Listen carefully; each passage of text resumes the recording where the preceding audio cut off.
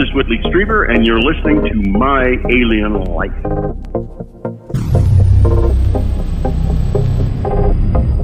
It's like you suddenly move forward in time and you experience your future, and then you back into your current comfortable timeline of consciousness. And then, of course, if you ever get to that point again and you don't take a different track, it's very shocking to re-experience what you experienced previously as future memory. Ted, when I was in Egypt, I flatlined with a vaccination. I had anaphylactic shock, and I was resuscitated. And I was there the whole time experiencing them resuscitating me in this oil company medical office. And I could repeat what the doctor said, and I could repeat what he did that was unusual, and what the nurses did, and what my father did, to the point where they were all convinced that while I was in the state of being flatlined, no breathing, no heartbeat, no respiration, no blood pressure, I was there in the room listening to them and watching them. My Alien Life is recorded high atop the Northern Rocky Mountains and is heard all over the world, and you can listen everywhere fine podcasts are found. My website is www.myalienlifepodcast.com. There you'll find links to every episode, stories, photos, and much more. I'm your host, Cam Logan. This is My Alien Life, and the podcast starts right now. My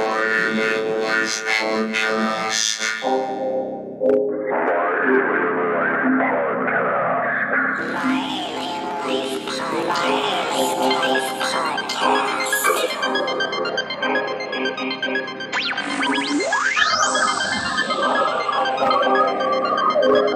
Three, two.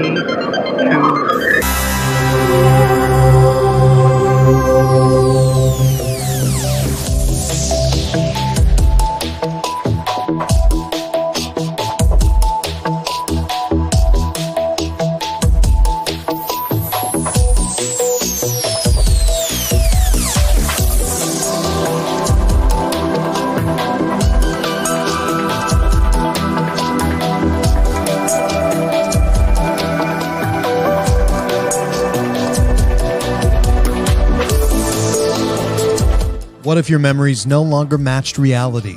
You think you may be mistaken, but scores of others remember certain things exactly the same way you do. You may be experiencing the Mandela effect. Tonight we talk about that and so much more, and it's coming right up on My Alien Life.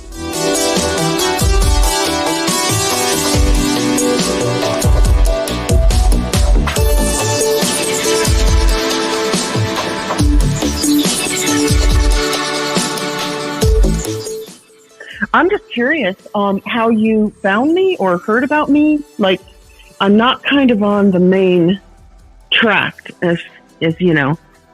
Well, you have mainstream. I have an interesting story about that, and I mean, I know you have a book. I saw your YouTube channel and your book during the peak of COVID, and like, I contacted you, and get this, I took another look at your book, your YouTube channel. I remember your name being spelled with 2 L's, and I'm not even kidding. So now we have something. Oh my God, that is just too funny. Now we have something to talk about, because it's crazy, because I was like, I've never seen anybody spell Eileen with 2 L's.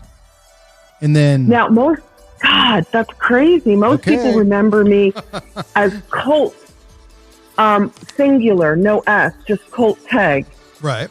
And I'm like, what? What do you mean my name is a Mandela Effect? That's within the Mandela Effect community on YouTube. Right. And you're the first one who remembers my name with 2 L's. But, you know, Hillary Clinton kept flip-flopping back and forth. She'd be spelled with 1 L, Hillary, and 2 L's throughout her career. So double L's and single L's is kind of a common Mandela Effect. Well, I looked over again. I wanted to make, because I was writing this up, and a little introduction about you that I would put in podcast notes, and I had to go back and forth like 5 times. It just didn't look right, and it still didn't look right. But it's spelled correctly as it is now to us both. Apparently, it is 1 L. It never right? looks right. It's one L. It is one L, and there is an S on Colts, so it's plural. You know what? Yeah, you know what? If I was away from my computer and we were on the phone and you mentioned Colts, I would have went over that in my mind too. Well, that's the really cool thing about the Mandela effect, is that it makes you question everything, because you're now living in a reality that can change in less than the blink of an eye. Right. And anything can change. Anything at all. Right. So how long, you mentioned me and that I sounded young. I'm 56 years old. I don't remember the first time or my first experience with it. And it just kind of seemed like a natural function. And I heard people talking, and it could have been later because of Star Wars. But when did you start looking into it, researching it? What was your first experience, do you think? Well, Star Wars was a really big one for me. More than Forrest Gump or Berenstain Bears. So Star Wars is one of my triggers for the Mandela effect, for investigating it.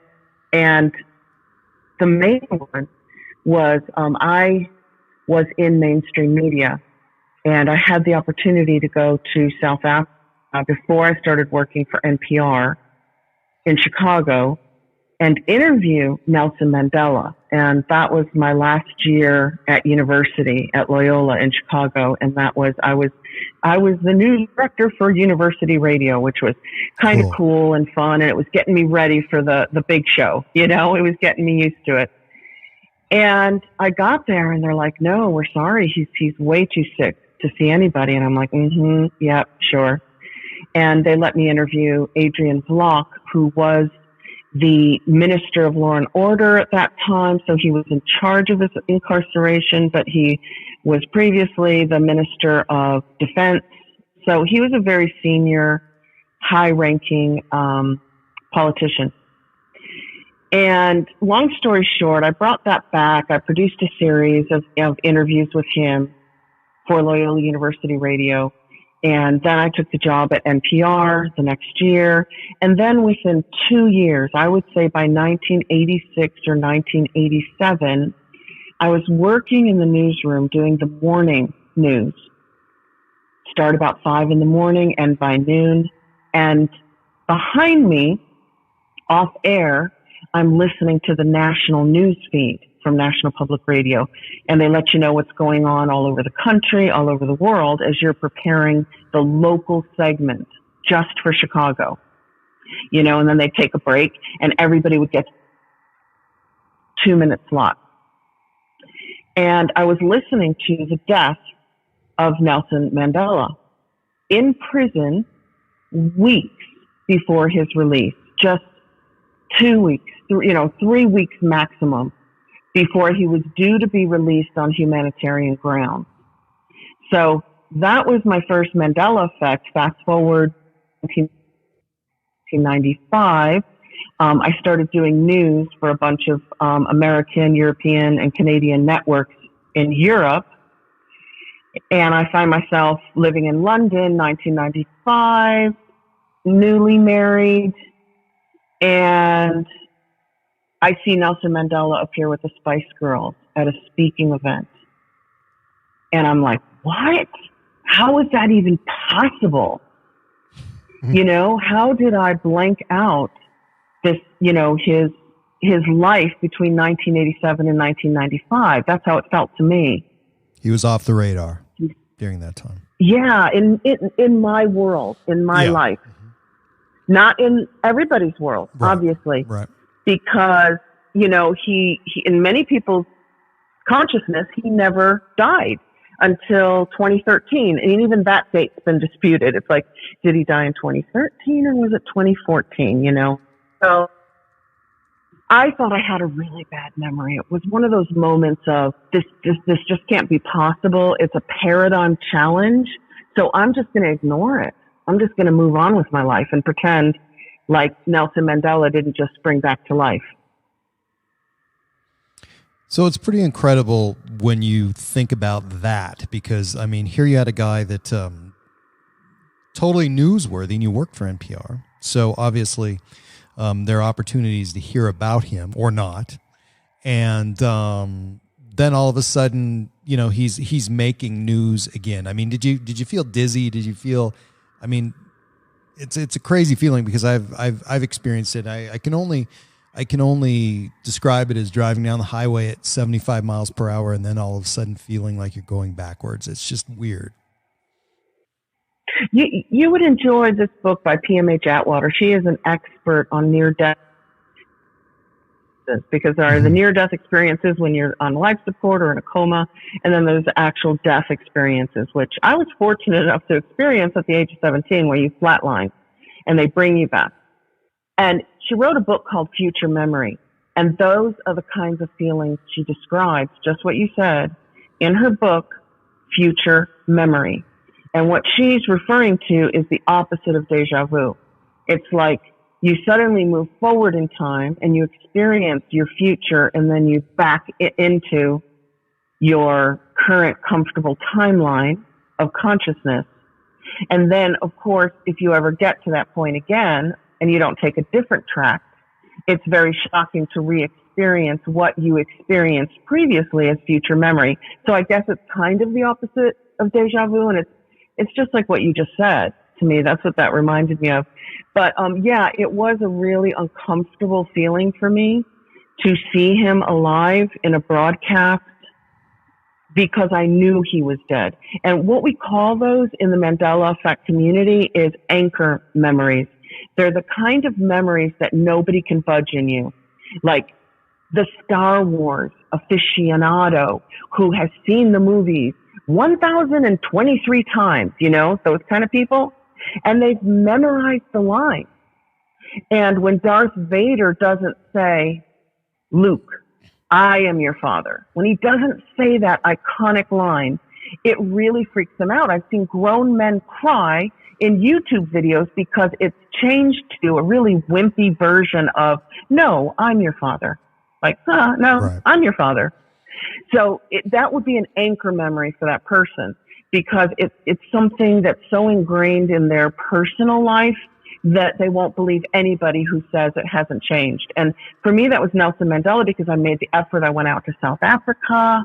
I made the effort to meet with him when he was incarcerated, and they were debating whether or not to release him on humanitarian grounds because he was so sick they didn't expect him to live.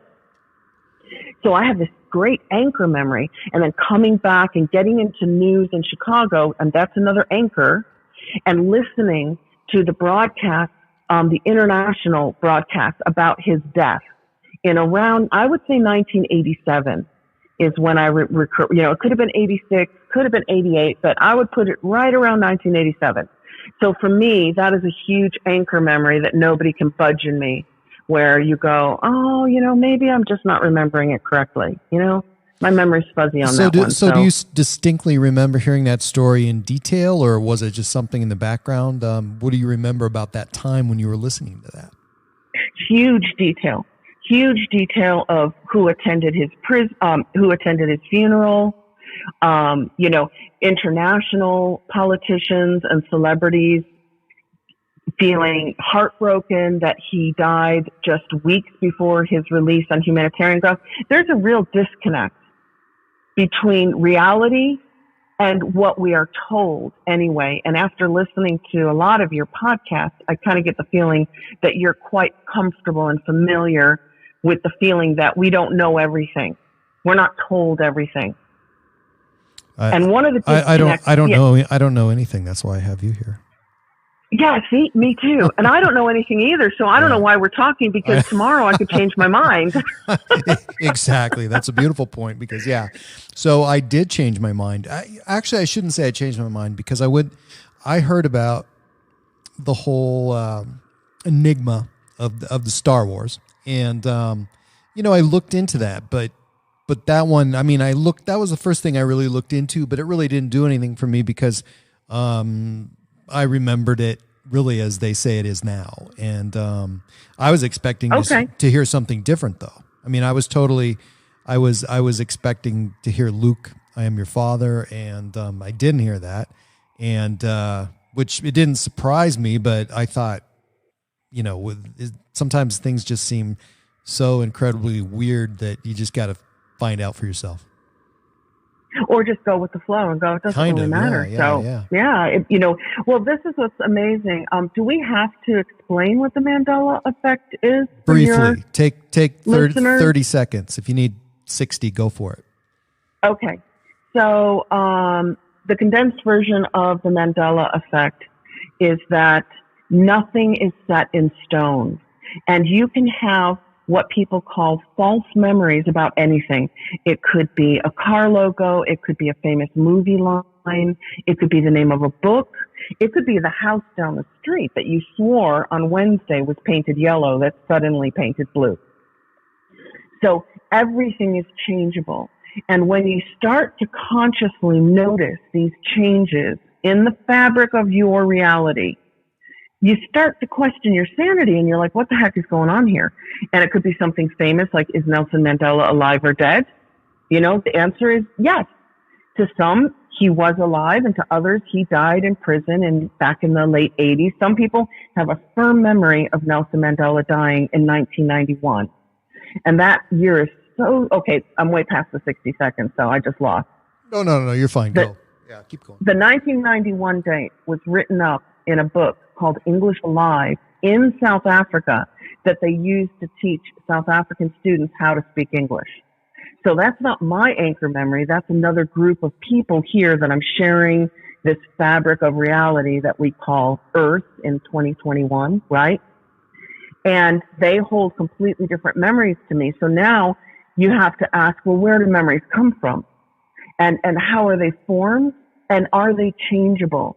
Is there something about consciousness that it's a wave, kind of like light or like water, and therefore it's kind of easy to manipulate or move or change or diffuse or focus.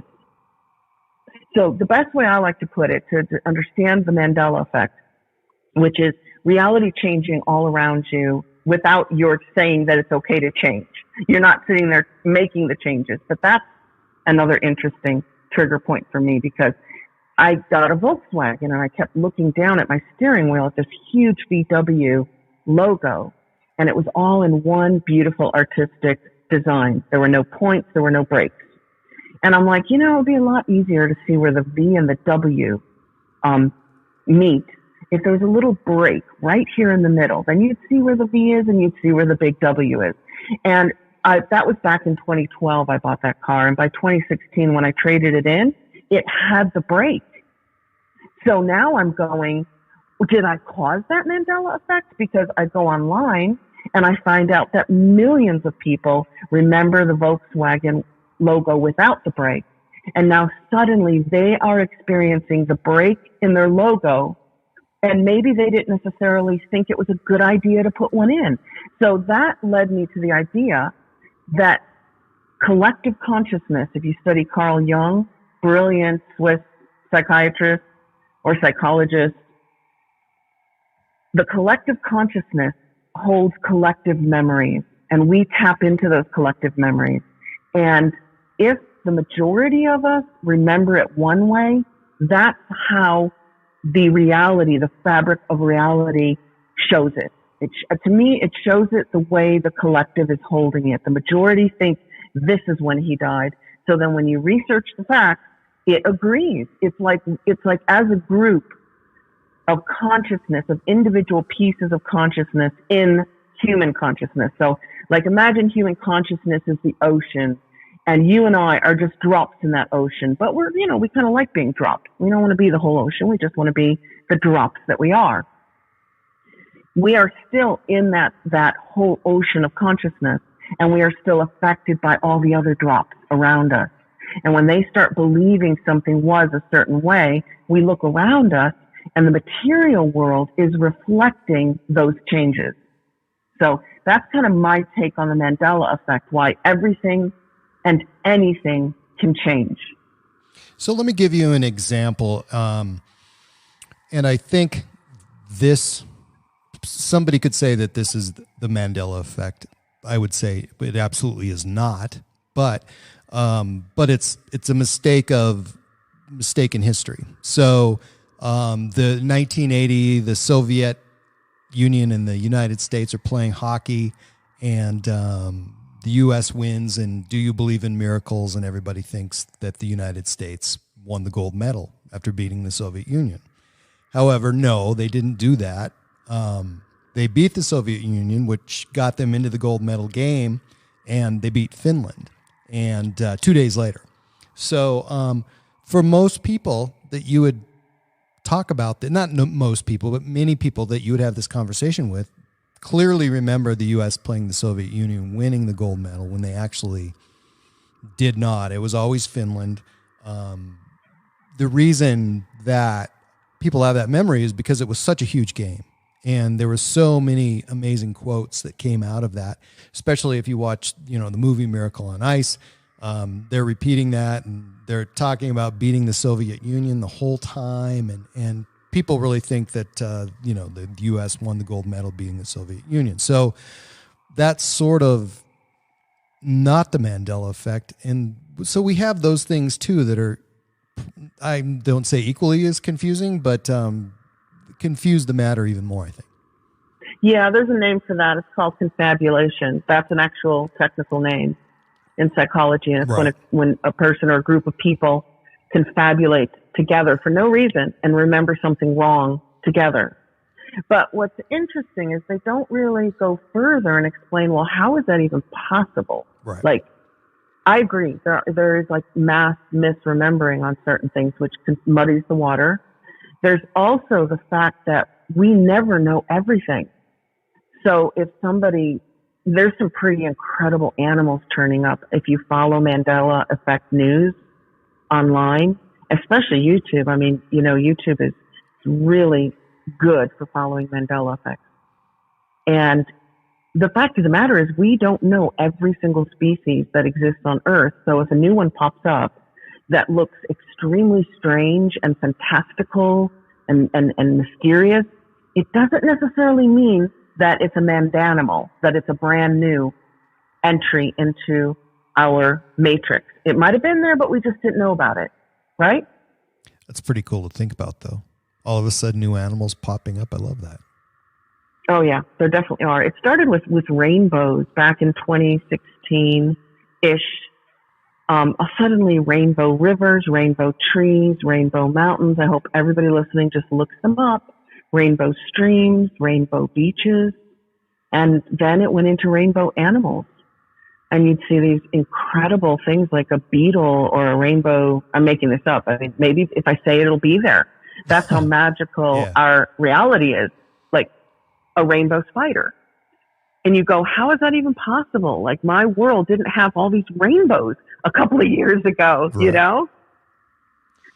But, we are discovering new things. I mean, COVID-19, things like that. But, that's one of the things that was really a mystery to me is the fact that new history is made and people forget the old stuff. I mean, how horrible COVID is, yes, but, the United States lived through polio for 40 years and periodically shut pools and theaters down, over a 40-year time period. And of course, people who are older remember that, but, now this is the new thing and we're kind of forgetting about that history. So when you bring things like that up, people kind of question it and try to figure out, well, did that really happen? Because I don't remember it that way. Well, also history is not the truth. History is what you are taught or told by somebody else. I don't care where you get it from. You can get it off of television and a news program, or you can go straight to the history books. You are not dealing with the source material. You are dealing with somebody else's interpretation of a past event. So, history is written by the victors. I'm sure you've heard that. The people who lose wars don't get to write the history. Right. So there's a lot of politics in history, and there's a lot of politics in science.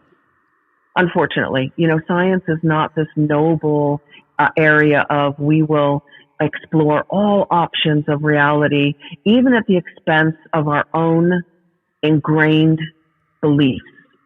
Science tries to support itself. Once it holds on to a theory, like the standard model of the universe and the particle the theory of the particle, they're going to go down fighting and screaming to hold on to those theorems and theories instead of going into the plasma universe, the electric universe, the Tesla universe, the universe where there are no black holes. Everything is held in place by toroidal fields. Everything here has a torus of energy around it. So now suddenly you don't need gravity and you don't need black holes anymore. If everything has its own gravitational field produced by a toroidal field of energy, which, it acts kind of like a combination of a black hole and a quasar. So you'd have energy going in one side and you'd have energy being created and going out the other. So this place we are is so mysterious, and what we know is so little compared to what we can know if we actually allow ourselves to go beyond what is politically correct to believe, or politically correct to study, or politically correct to investigate. I was listening to one of your YouTube videos and you brought up quantum awakening and quantum consciousness. Is there a difference between the two? And describe what you were, what I'm referring to and what that means in relation to the Mandela effect.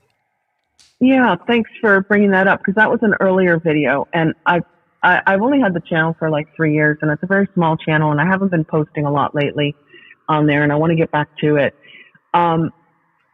Every day, every month, every year, my understanding of the Mandela effect evolves, and therefore my understanding of consciousness and reality also evolve with that. So I've gotten to the point where I'm like, I have no idea what I'm going to think in a year or two about the stream of consciousness. Where does it come from? Where does it go? Why is it here? I think consciousness is quantum, meaning if you study quantum science, you understand that when you get into the quantum world, it's what Einstein called spooky science at a distance. Quote. Go there. Because all the rules of relativity, and even Newtonian science just falls apart when you go into the minuscule world of the wave. Because, we get past the particles and now we're in the universe of the wave. And then, all science it gets very, very difficult in there because things happen like entanglement, like two particles that come together, say in a lab, and then are separated at great distance, are then entangled. So if you do something to one particle over here, the other particle way, way, way far away and removed from that particle will respond in kind. That's called entanglement. It's quantum entanglement. So then the question is, are we quantum entangled with everybody we meet? So you and I have had this conversation today. Before that, I listened to your podcast. You read my book. And maybe that's a little bit of an entanglement. But once we leave tonight, and with your listeners, we're getting quantum entangled now with anybody who listens to this podcast. And you and I and anybody who hears this discussion have now shared the experience of the information in the discussion. So as we leave to go on and have our merry little lives far, far away from each other, are there certain things that will be entangled moving forward? Like in our belief system, in our faith, in our understanding of reality. So that to me is quantum consciousness. And I hope that's a fairly good explanation of what I think quantum consciousness is. The Mandela effect is a quantum awakening because I personally think everything in the material world around us has been shifting and changing according to collective thought, collective memory, collective feelings, collective beliefs forever. And I've got a little bit to support me on that idea, and that's the fact that scientists have seen things change that they can't explain. And in the evolution of species, they would call that spontaneous evolution. So that's kind of a Darwinian term. If a species didn't go from A to Z gradually, but suddenly woke up and one day their necks were 10 feet longer, and there wasn't that time for evolution to help their necks grow and stretch because the trees were getting higher and the food was getting scarcer. You know, that would be a normal evolutionary track of change. It's change over time. They would call anything that happened instantly and instantaneously spontaneous evolution. And doctors, the medical profession, has always had a term for that too, and it's called spontaneous remission. That's when somebody, you know, has cancer or is dying, and then suddenly the next day they are not. And then the next week, all the tumors are gone. And one of the best books on that topic is somebody that I was fortunate enough to meet. I don't know her personally, but I got to meet her. And that's Anita Morjani's book, Dying to Be Me. So she's on life support. Her body's riddled with over 40 tumors. She is in the last moments of life, and she crosses over. She meets relatives or angels or both, and they tell her that she can go back.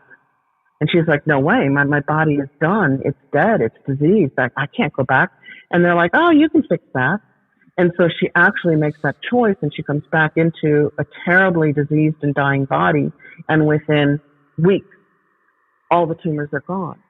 And now this is a medical miracle because it's all scientifically documented by doctors and hospitals and tests. And that's called a spontaneous remission. So the Mandela effect, in my opinion, has always been here.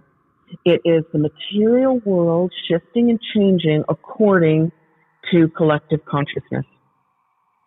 Interesting. You know what I find interesting, and I always do anytime I do a show, is the level of commitment that my guests have. And I'm totally impressed by you because, you know, you've really looked into this. You've written a book, you have a website, and you've done YouTube videos. So, you know, how deep can you get into this? You know, I mean, what's left? That was really kind. That was just such a kind thing to say. We'll talk about that more later. But yeah, I mean, I'm totally dedicated to it. Right. I'm totally dedicated to the Mandela effect. I am like, God, I was raised in a metaphysical household, which meant we looked at science hard and we looked at spirituality. I looked at it hard. You know, I studied world religions. I read the Quran. I don't know if you've done that. If you've read, you know, the Mahabharata in India, the Egyptian book of living and dying. I was raised in Egypt, Trinidad, and Chicago. So reality and spirituality was fascinating for me. So I grew up with a very metaphysical mother and a very metaphysical sister. And like I said, when I was in Egypt, I flatlined with a vaccination. I had anaphylactic shock, and I was resuscitated. And I was there the whole time experiencing them resuscitating me in this oil company medical office. And I could repeat what the doctor said, and I could repeat what he did that was unusual, and what the nurses did, and what my father did, to the point where they were all convinced that while I was in the state of being flatlined, no breathing, no heartbeat, no respiration, no blood pressure, I was there in the room listening to them and watching them. Now, what they don't know is that I was 17 years old. And when I came back, that made me want to explore the mysteries of life like there was no tomorrow. I'm like, wow, that was so cool to be this disembodied consciousness watching my body and everybody around it as clearly as if I was just there with my eyes open and my ears open the whole time. So that kicked me off into researching death, near-death experiences. I know you do a lot with people with contact. So I think from what you said, you've had contact. Yes. Okay, I've heard about your contact. I come from a family of 3 generations of contact. So having contact is normal for us. I mean, as crazy as that sounds, it's not something I've ever approached with fear because I grew up with it. It's part of my earliest memories is literally, you know, and so everybody's going to go, wow, I really believed her about the Mandela effect. So she started saying that she's seeing aliens. So now I know she's a crackpot. It's like, how far do you go when you start to explore the mysterious, the miraculous around you all the time. It's like there are no limits, right? You can go as far as you want to go. Yeah, I believe so. I mean, we have so much to learn, and it's God, it's confusing. And one of the things, and you talked about science. I'm like the most data-driven person in the world, and if there's something that I cannot explain, it bothers me. And part of what I do is, and why I do it is because there's things that I can't explain, and it really, really bothers me. And it doesn't disturb me in a way that I shouldn't say it's disturbing, but I want to see it on paper. I want that data, and I can't get it. So, do you know any stories about anyone that were so disturbed by this phenomenon they were physically harmed, meaning they couldn't face it, they couldn't deal with it, and it was mentally destructive, perhaps? I don't know of any stories of an actual person. So it's safe. I haven't heard of anybody, but I have heard of people, I don't know them, who are experiencing that because of COVID. So there's literally anything can happen in life that can push somebody's comfort zone of who they are and where they are, right, to the point where they're uncomfortable. And that's when I think more than science comes in. I think that's when your spirituality as a human soul comes in, and like, what is your relationship to God?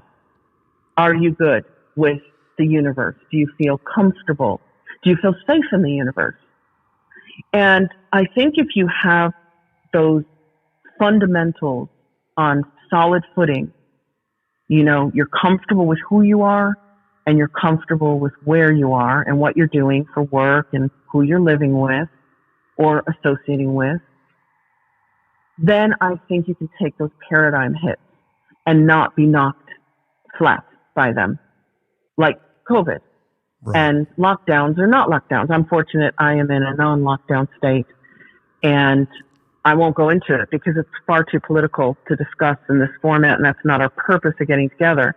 But I'm living in a different reality in Florida than many friends and family are experiencing up in Illinois, Michigan, California, Wisconsin.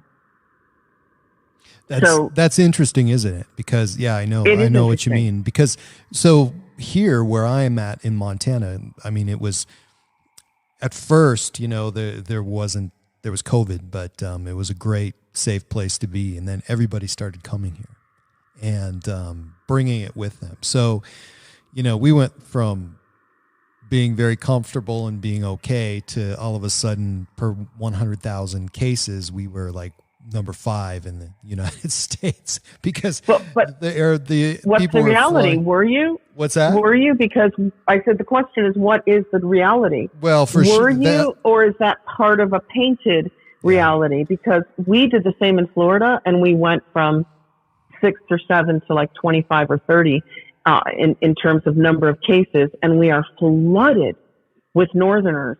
We have got over 1,000 Northerners moving to Florida permanently per day, and our COVID statistics are going down, down, down, down, down. But we've been fully open since the beginning of July. I think it was like July 9th that the state was just like, hey, we have the same amount of deaths, same amount of sickness as last year in spring flu.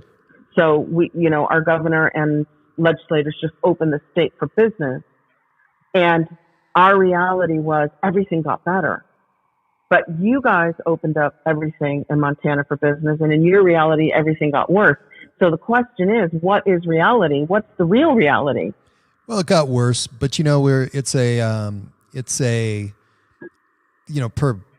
per square mile, it's a small population, so it's very helpful in that respect because we don't have a lot of big gatherings. I mean, there's there's not a lot of situations where 1,000 people are going to get together. So we don't have that. But the question is, if you don't experience the reality upfront and personal, you have no way of knowing whether the reality being presented to you is accurate or not. That's absolutely true. And we're all living in that kind of state where we don't really know what's going on outside of our immediate experiences. We have to rely on others to tell us what the reality is. And does anybody tell you the truth? Because I was studying psychology, we learned that if 5 people, and media and journalism, if 5 people see an event occur and the police go and interview 5 people who were there, who saw it, they will get 5 different stories of what happened. Everybody filters it through their own mind, which has beliefs and prejudices in place already. So they see things differently, even if you're experiencing the same reality. I mean, scientists in Berkeley right now and the University of Edinburgh are studying whether or not every single person alive has an individual reality. Well, that was really my point, was the fact that everybody has all these different experiences. You know, I've talked to people and we were talking about dreams, and I've been having these profound dreams, especially like last 1 year ago. And just disturbing, and it's just not me, you know. So in some way, and of course psychologically, it affects everybody different. But it was interesting to me to see, you know, neighbors and whatever who didn't care, which is kind of typical Montana, because we do feel sheltered at times, but you know, I think we were dealing with it different. But then individually, everybody was dealing with it very, very differently. So it's going to be interesting to see, you know, in 5 or 10 years when we look back, what the take will be, and what history and what will be written, because I think it'll be really even more bizarre. Well, I have a theory on consciousness and a theory on reality that could change tomorrow, but I believe we are creating the past and creating the future from the present. Because the only thing our consciousness ever knows is the present. Okay, like you and I started this conversation like 40 minutes ago. That doesn't exist anymore. You and I have a memory of what we just said in the last 40 minutes, but my memory is going to be slightly different than your memory. That's the crazy part. Oh, absolutely. So, oh, yeah. So does it exist? Is it real? If it's not tangible and it's not factual and it's not unchangeable, is it real? Or in this moment when we're talking, are we creating our past and creating our future, always in the present? Because that's all you have.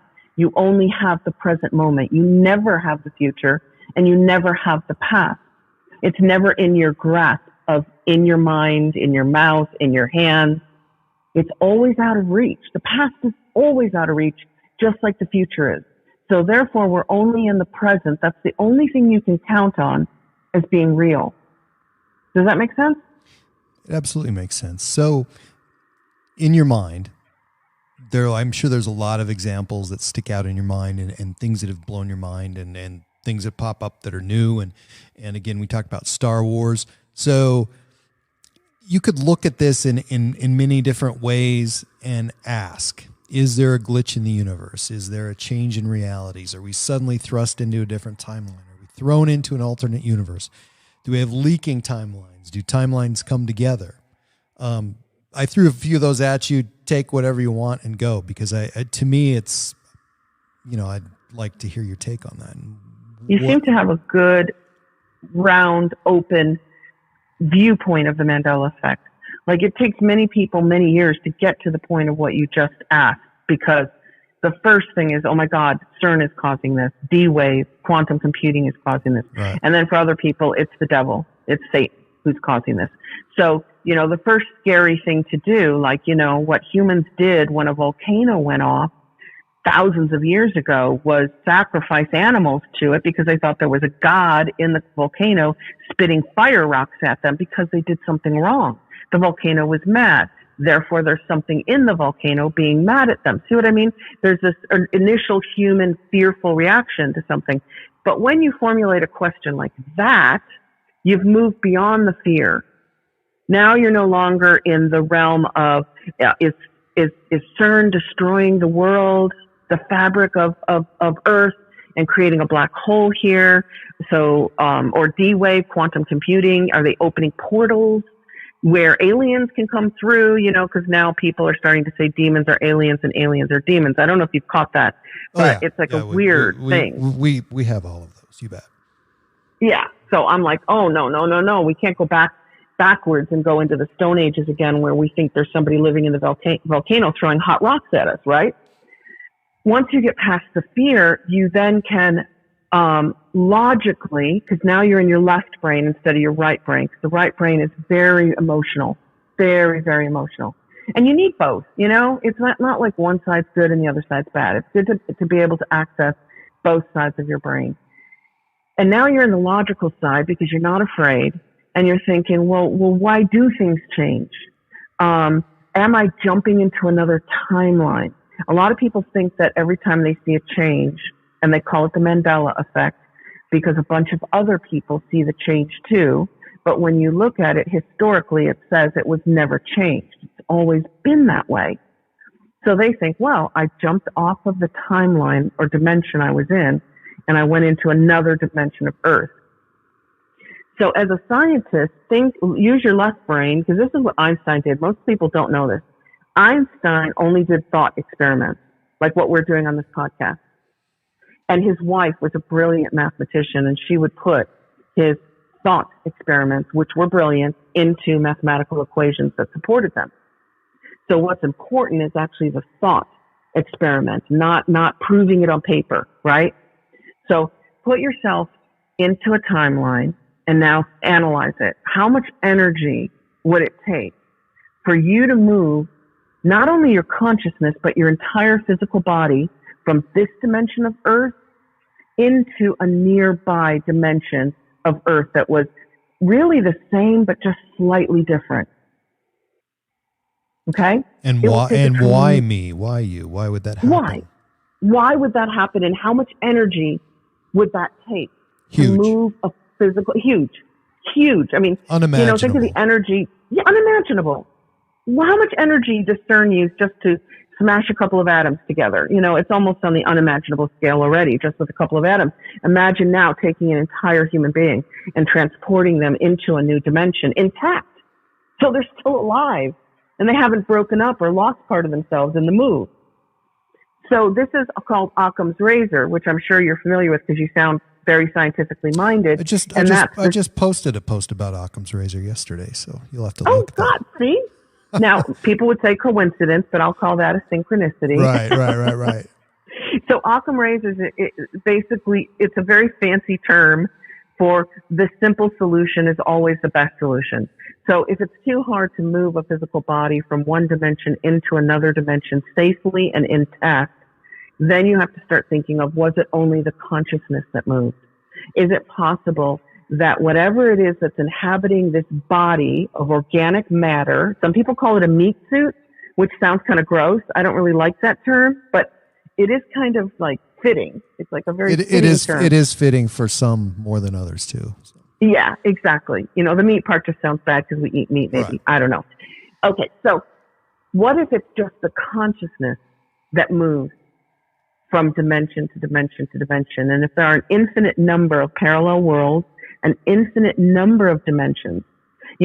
Scientists here with the standard model of particle science are going, there are 11 dimensions.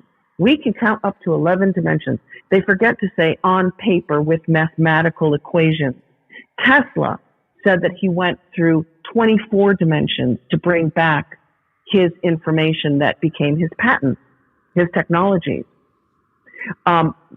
In parallel world theory, and especially in holographic world theory and string theory, there are infinite numbers of dimensions around you.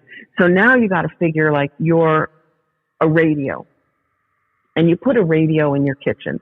And as soon as you turn that radio on, you can tune in a station that's country or a station that's rap, or you can tune in a station that's rock or classical or whatever, Latino music.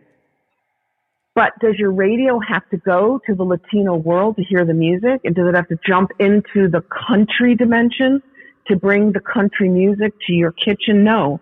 It's literally a radio receiver, which is what the human body is.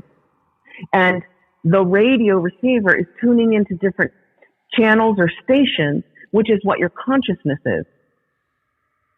So if that's the case, then it's unlimited, and we will eventually learn how to time travel this way, because obviously the governments have been studying remote viewing, right? And remote viewing works, and remote viewers can do it.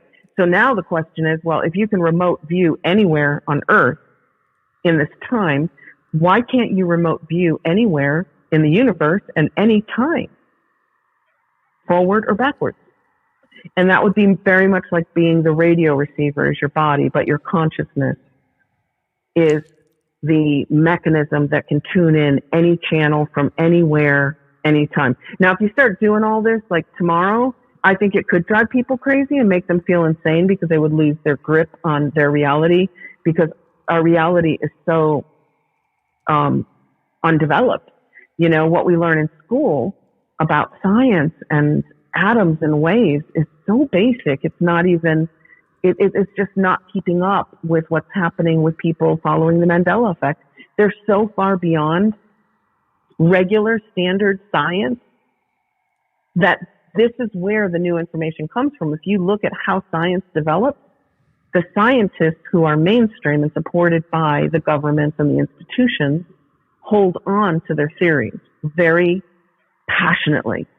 And it's the wackos and the weirdos outside of the establishment who start to say, hang on a minute, I noticed this. This is really strange. Let's look into that. And eventually, mainstream science goes into those new ideas kicking and screaming. But eventually they do go into it. It's the people on the outside who actually creatively kick science in the right direction. So I have two questions. The second one now is going to be is my better of the two. But since you brought up science, I'm wondering, what are the opportunities for us to explore and study this? So is there a scientific way to approach this phenomenon, and have you discussed that? Come up with an idea? What do you think? Is there a scientific way to approach this? There is. I've studied quantum science as a hobby since I was 11 or 12 because it just fascinated me. You know, so I was one of those geeky, weird kids who said, for my 11th birthday, I want a subscription to Omni Magazine and Science Digest. Me too. Because I just found, you too, see? I forgot about Omni Magazine. That was fantastic. Do you remember Omni? Yes. Wow. It was like 16 pages of fantastic. It was the thinnest magazine, and it was the best. Wasn't it? I totally forgot about it. Wow. How about 14 Times? And God, there was like an early E.T. Magazine out there that I can't remember the name of it. It might have been Brad Steiger's. It might not have been. You know, so you know, some of these little journals are fascinating. So I find science fascinating. So if you want to understand the Mandela effect, read about quantum science. And you don't have to read the actual studies, which are very dry. There's so much out there. Like the best starter book for me, for friends, is Lynn McTaggart's The Field. Because I also was fortunate enough to get to know her a little bit by taking some of her courses. She basically wrote in 2004 a 300-page book about all the scientific studies that prove it is mind over matter here. And I think she kind of left out the Greg Braden and Joe Dispenza and Bruce Lipton material, which kind of tells you, well, more important than your thoughts are your feelings. Your feelings dictate what kind of a reality you wake up in every day. You know, is it going to be a sad, scary place? Is it going to be a happy, joyful place? That's all predetermined, pretty much based on your viewpoint of how you think the world is. And then the world will just kind of go along with how you think it is and validate your thoughts on the world. And now that's been proven by psychology, where you get into the internal locus of control versus the external locus of control. So start to study psychology and start to study quantum science and start to study spirituality. Get to know what the Native Americans thought God was. Find out how the Hindus interpret, how can they have many gods? And most of us have one God. How is that possible? You know, find out about if there's more to spirituality than the Abrahamic, Christian, Judeo-Islamic, that's all just one camp of thought. Study some of the masters from China, like Taoism and Confucianism, whatever it's called. They don't even call it a religion, the sayings of Confucius.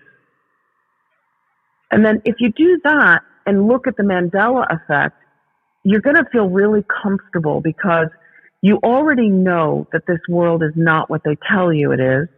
And I think politically that they know that what the masses think and feel is how the material world will become. So they kind of program the masses through mainstream media and through mass education. And then once they get people thinking on a similar line, there's a lot of predictive programming. I mean, if you look at The Simpsons and some of the things that have come true decades later that were originally in The Simpsons, have you ever seen that? Yeah. Those aren't synchronicities. There can't be that many synchronicities in one show. So I'm thinking, along the lines that some people know how reality works and that matter follows thought. Matter follows feelings. And if you can get most of the people feeling this way or thinking this way, then you can control the material world. Awesome. I can't believe you brought up Omni Magazine. I used to have that. So I just Googled it. 1978 to 1995, it's all available free online. So. Oh, well, I'm going in. I'm cool. telling you, that's like, cool. I'm going in there. That's cool. So the other question I had was, what about overlap? I wonder if we can experience two realities at the same time. Because basically we have an example of the VW logo. Is it possible that people are seeing both versions of this simultaneously, one right after the other? Have you heard anything like that? And, that's just, you're making me think a little bit. I'm so glad that you asked that because that is called residue. It actually has a term in the Mandela effect community. We call ourselves a community because it's a very, happy, friendly place to be. And we're very community oriented. And in the Mandela effect community, online and primarily in YouTube, we call that residue or residual evidence. And what residue is you can go back and start to research something that you remember being different. And other people remember it being different. And they remember it being different exactly the way you remember it being different. So that's one sign of a Mandela effect. If 1,000 people don't have 1,000 different memories of something being different, and they all have the same memory of it being different in the same way, chances are you're dealing with a Mandela effect. And then you go back and research it, and the history online, unfortunately, because that's where we live now. We live in a digital world. We don't go to the library and go thumbing through all the old reference books, which I bet you did too as a kid. Yeah, for sure. You go back, and the history says, oh, no, your memory's wrong. It's always been this way. But 1 million people's memory is wrong. Because 1 million people remember it just the way you do. Okay? So you're like, well, you can't really explain that. That doesn't explain anything. It's just like a quandary. It's like, well, how can that be? Then you keep searching and you look hard and you will find residual evidence called residue of how it used to be the way that you remember it. And people post those things in videos all the time. One of them is called Fiverr. I think his channel is Fiverr. And he's always pulling up residue. There's loads of Facebook groups that I'm in that basically are Mandela effect residue hunters. A friend, Teresa, is one of the best. She will spend literally hours every day looking for residue of how things used to be. And then she'll share them with people on Facebook or YouTube. So when you have that evidence, which is still digital, some people may have a hard copy of something like a Berenstain Bear book that says Berenstein Bears and Berenstain. Now that's not the digital world. They have it in their hands. They have the evidence, the residue of how things used to be, even though historically it says it was never that way. So now you've got a problem with jumping timelines. If you jumped into a new timeline or dimension, there would be no residue because the way it was would never have been that way. So now that you have residue in the current timeline of how it used to be, but it changed somewhere along the way, you have evidence of at least two timelines converging or dimensions. But it doesn't have to be timelines and dimensions converging. We can go back to the radio scenario, and it's just that your consciousness is expanding. So instead of you experiencing one dimension or timeline of Earth, you're suddenly experiencing at the same time two or three, which means that, you know, you're going to see Hillary Clinton's name spelled with one L, and you're going to see it spelled with two. And people go, oh, misspellings are so common. So those aren't good examples of Mandela effect. It's better if you're thinking of art. Think of the thinker. Can you picture the statue, the thinker, in your mind? Mm-hmm. Okay, so for most people who are Mandela affected, they remember the thinker with a fist to the forehead. And if you go back, there's a lot of residue of people posing in front of the famous statue with their fist, you know, on their elbow on one knee and their fist to their forehead. But the thinker now has its open, flat hand under its chin. Right. And for a while there, for a couple of years, it had a fist to the chin. So for a couple of years, we had the thinker with a fist, his chin resting on his fist, his elbow resting on his knee. And now it's just an open, flat hand. You go back and look at photographs, you will see very famous photographs of people posing the original way that the thinker used to be, even though the statue isn't that way anymore. And history says it never was that way. So think of consciousness, seeing more. You're seeing more. You're seeing more dimensions at once rather than dimensions converging together into one place. But I could be wrong. It's a convergence of dimensions because there's wacky things happening with the Schumann resonance, the magnetosphere, the sun, the planets, you know, it's as well. Well, that's interesting to me because I wanted to know. I mean, one of the things that I really wanted to know was, do we see this happen on a planetary or geological scale, something huge instead of VW logo or whatever, you know, something. If you study the Mayan calendar, and the yugas, you know, right, about the Hindu yugas of rising and falling consciousness and the end of the Mayan calendar of an age. And if you study the precession of the equinoxes, every 26,000 years, our sun starts over again, going through each zodiac sign for about 2,000 years each. There's a lot of things that point to this being cyclical, the rising and falling of human consciousness. We can only historically go back around 6,000 years. And then before that, there's very little evidence of what would, except for some cave paintings, right, of what was available. That's why Göbekli Tepe is such a big deal, because they're saying that's 12,000 years old. So to actually find in Turkey a buried, they think it's, you know, whatever it is, an astrological calendar or a holy site, you know, whatever it was buried on purpose. They buried it on purpose. Why? And then you read things about like the flipping of the poles, the magnetic poles flipping, which really is more scientifically explored in crust displacement theory. If everybody listening goes on to CIA.gov, just put in the Adam and Eve story and read the 56 pages of the book from the 1950s by Thomas Chan that our government felt the need to completely remove from the public. Mm-hmm.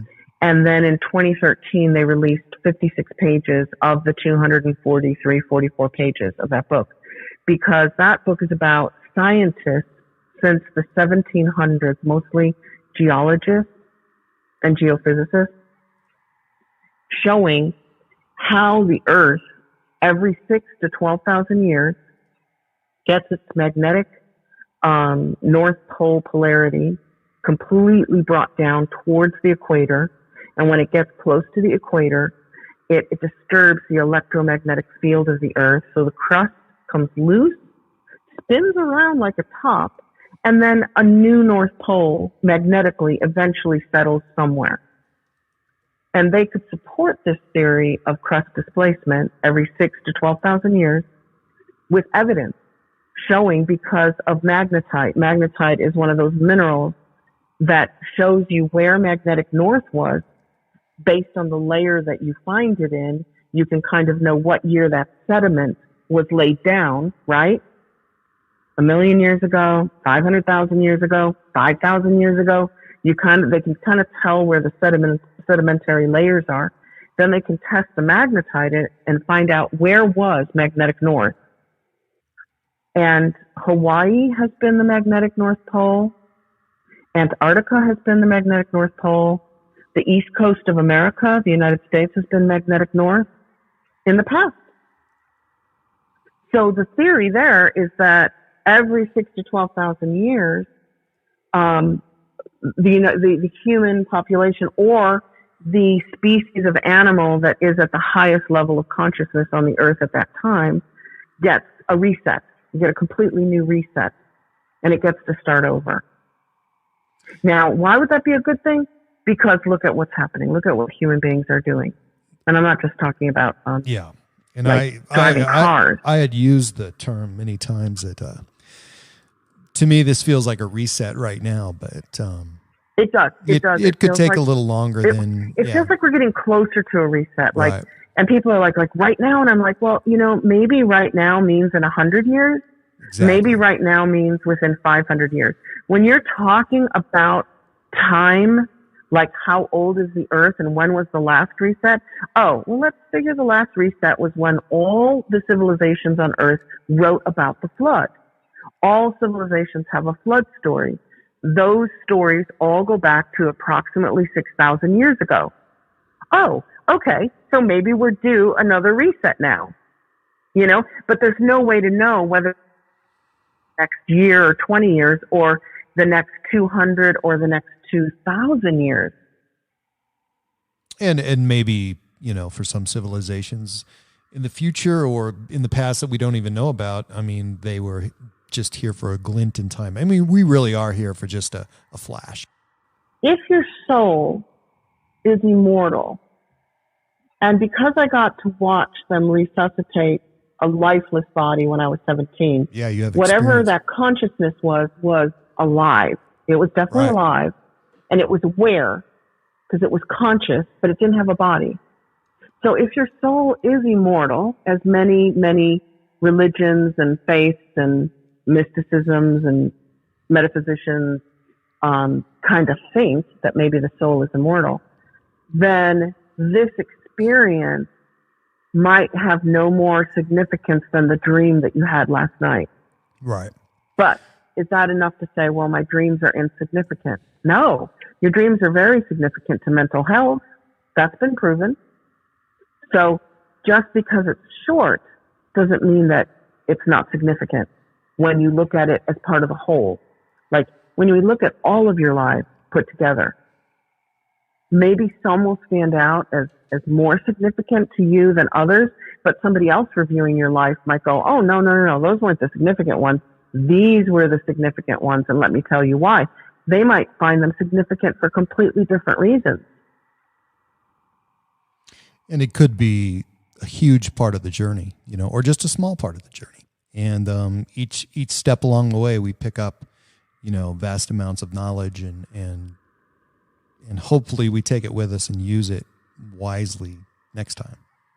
Wiser I next time. kind of think we would. I think we would. And I think the emotional intelligence is more important than the scientific intelligence. I think taking with you out of a lifetime a deeper understanding of love and connection to others would serve you better than knowing what a particle and a photon and a quark is. Do you know what I mean? Even though I spent my entire life looking into quantum science and God, I see that my relationships to others here are far more important to who I am as a soul than anything I ever learned on paper or, in science. That's true. I'm jealous of you, and you can ask anyone. NPR is my dream job. And that's a big deal because I really want to be officially retired. But if I ever had the opportunity, I'd be on it for as long as they'd let me ride. That'd be fun. Oh, that is just so funny. I was there 5 years, based in Chicago, and then I did some freelance reporting from them from Europe. But once you have it, it's no longer a dream job anymore. It's like the grass is always greener somewhere. Right. So you have these dreams of what it is that would really fulfill you. And then when you achieve them, you're like, well, that was fun. Now what? Like now what's going to fulfill me? That's the great thing about being a human being, is that wherever you get to is never enough. It's not stopping there and saying, okay, I've seen it. I've done it. I got the t-shirt. I'm done. No, there's always something new to explore, something new to do, something new to learn or become or be, right? That's what's so amazing about being alive in these physical material avatars that we're in, is because we get to explore the physical world in a way that we couldn't explore if we were just consciousness floating around like radio waves, right? I always think that I would love to explore the best part of my personality. And well, what's really interesting about manifestation and reality paradigm is once you understand you're experiencing the Mandela effect, which just means reality is flexible, it's malleable, it's changeable, then you realize, well, then, hey, so is my life. I'm not saying that tomorrow you're going to wake up and they're just going to offer you this dream job at an NPR station, but you know what? That could happen, and stranger things have happened than that. Yeah. So all these things are available to you. I would say, from a psychology point of view, and exploring the Mandela effect, bring the fun into everything you do, so that every day is fun to wake up, no matter what you're doing. And then if you get thrown the extra bone of a gig on NPR, well, that's just a bonus. That's just the cream or the icing on the cake. It's not the cake. The cake is bringing the happiness into every moment that you're alive, because all you have is the present. The present is yours, and that's all you have. You don't have the past, and you don't have the future. So you might as well enjoy what you have without harming others, That's the great Hermetic rules. It's really important to know that, yes, you can manifest anything, you can be anything, so long as it's not infringing on other people's rights. That's an important universal law. Very important. Talk about your book or whatever you want to talk about really quick, but I'd like you to steer people to the Cosmic Revelations and the Mandela Effect article that you did, because that's pretty cool. So, and I'll post that on Facebook or wherever. But we'll talk about something you want to talk about. We got about 90 seconds. 90 seconds. Okay, so please, if you're interested in the Mandela Effect, pick up my book, Mandela Effect, Friend or Foe, written with a bunch of friends, investigators like me, Paulo Pinto, Shane Robinson, and Vanessa VA. Awesome YouTube channels. Check out the International Mandela Effect Conference on YouTube and their blogs, and just watch the one video about cosmic revelations and the Mandela effect, and then you'll know what's happening physically to our planet, which correlates with the changes to reality. And of course, you can find your book anywhere on Amazon and Kindle worldwide. So just go on your local Amazon, whatever country you're in, and you can get it in Kindle or paperback. It's called Mandela Effect, Friend or Foe. My guest, Eileen Colts, with one S, one L. Thank you so much. That's right. Thanks, Eileen. Oh, thanks for having me. Thank you so much. I'm really enjoying the guests that you have on. They are really laid back, and they have so much information. So thank you for reaching out.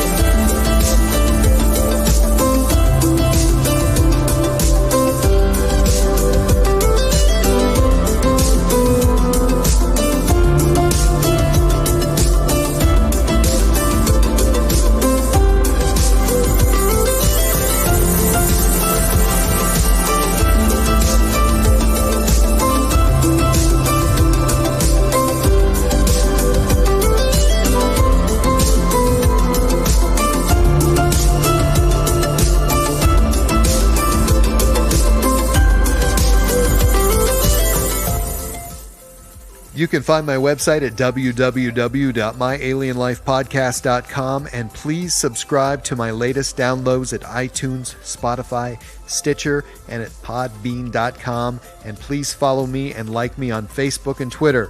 My Alien Life is written and produced for broadcast at Studio 254 in the Northern Rocky Mountains.